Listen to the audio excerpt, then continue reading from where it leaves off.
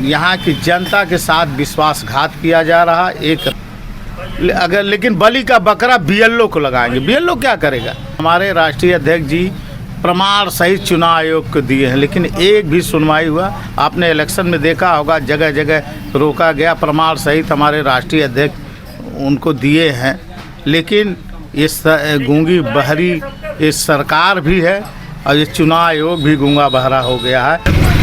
नमस्कार। उत्तर प्रदेश में चुनाव आयोग एसआईआर की प्रक्रिया कर रहा है, जिसके तहत इसमें जो कई तरह के वोटर हैं उनके वोटों को सत्यापित किया जा रहा है। हमारे साथ समाजवादी पार्टी अतरौलिया के अध्यक्ष मौजूद हैं, अब इन्हीं से बात करते हैं। अध्यक्ष जी, आपने 24 में वोट डाला तो 25 में डिलीट कैसे हो गया? आज 24 में लोकसभा के चुनाव में मैंने वोट डाला। मैं तो 2003 के लिस्ट में भी हूँ, उसके पहले से ही वोटर हूँ। और 2 बार कंटिन्यू मैं अपने हैदरपुर ग्राम सभा का क्षेत्र पंचायत निर्वाचित हुआ हूँ। उसके बाद 2020 में मैं प्रधानी का लड़ा हूँ और 2024 में अभी हमने वोट किया है। ये एसआईआर के फार्म मेरे पास नहीं आए। जब मैंने वोटर लिस्ट चेक किया तो 2025 का जो इन्होंने लिस्ट बनाया, ये बीएलओ या ये सरकार, उसमें मेरा नाम डिलीटेड कर दिया गया। मेरा सारा आईडी उस पर है, लेकिन उस पर डिलीटेड लिख दिया गया। इस नाते एसआईआर फार्म मुझे नहीं मिला। मैं इसके लिए एसडीएम महोदय के जो इसमें एसआईआर में लगे थे उनसे बात किया, तहसीलदार से बात किया, तो बोलते हैं आपका बन जाएगा। लेकिन वोट बने या न बने, लेकिन इसने एक कौन सा रिपोर्ट लगा के काट दिए, ये जानना जरूरी है। आखिर किस बेस पे डिलीटेड किया गया, किसके रिपोर्ट से डिलीट हुआ, ये तो होना चाहिए। ये सरकार कहना तो नहीं चाहिए, लेकिन ये सरकार एसआईआर के नाव पे हर पार्टियों का वोट काटा जा रहा है। हम लोग एक पार्टी से संबंध रखते हैं, समाजवादी पार्टी की मैं ब्लॉक अध्यक्ष हूँ जी। इस नाते टारगेट करके 2025 के वोटर लिस्ट से डिलीट किया गया। तो क्या आपको ये लग रहा है कि जिस तरह से आपका नाम कट गया है, इसी तरह से कई लोगों का नाम कट के उनको फार्म नहीं मिला होगा?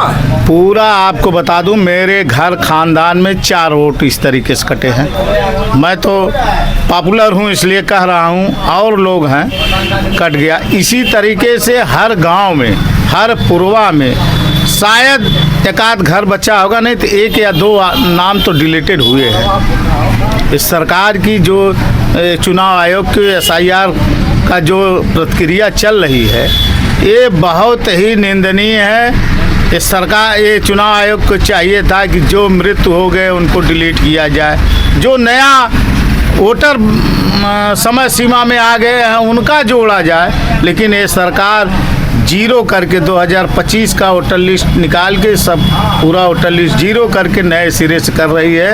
ये यहाँ की जनता के साथ विश्वासघात किया जा रहा। एक राजनीतिक देश के नाते उसको स्टेबल करने के लिए उस पार्टी को जो इस समय सरकार में है उसका साथ है चुनाव आयोग दे रहा।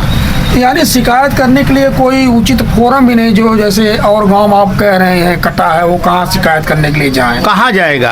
कोई नहीं सुन रहा। मैं तो बता रहा हूँ, तहसीलदार से मेरी बात हुई है, जो इसमें अधिकारी लगाए गए हैं उनसे मेरी बात हुई है।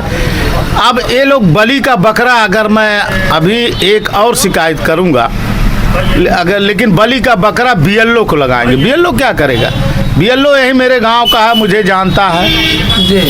वो कतई नहीं रिपोर्ट लिख के दिया है। डेली हम लोगों से मिलना जुलना है।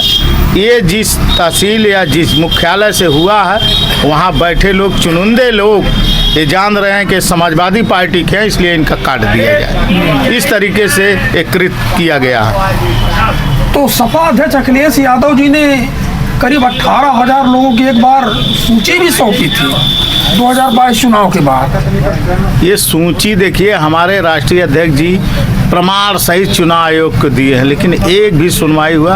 आपने इलेक्शन में देखा होगा, जगह जगह रोका गया, प्रमाण सहित हमारे राष्ट्रीय अध्यक्ष उनको दिए हैं। लेकिन इस गूंगी बहरी इस सरकार भी है और ये चुनाव आयोग भी गूंगा बहरा हो गया है। केवल एक राजनीतिक दल से अटैच होने के नाते कोई जिम्मेदारी नहीं ले रहा।